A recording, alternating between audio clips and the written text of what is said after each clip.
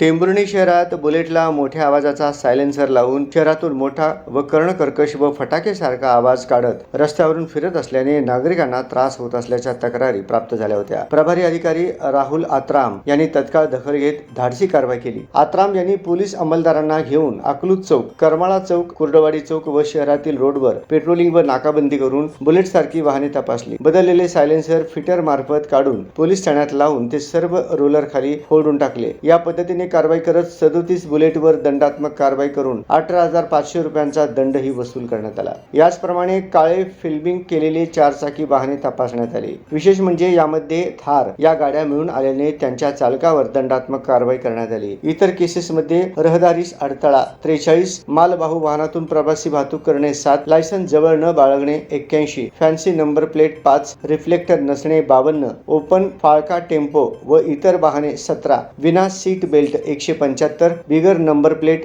19, filming काळी काच 9, वाहन चालवताना मोबाईलवर बोलणे 32, विना लायसन्स 8, ट्रिपल सीट 78, विना हेल्मेट 81, पोलीस इशारा देऊनही दुर्लक्ष करणे व इतर 193 अशा एकूण 831 केसेस करून एकूण 7,50,300 रुपये दंड वसूल करण्यात आला आहे। ही कारवाई पोलीस अधीक्षक अतुल कुलकर्णी, अप्पर पोलीस अधीक्षक प्रीतम यावलकर, सहाय्यक पोलीस अधीक्षक अंजना कृष्णा VS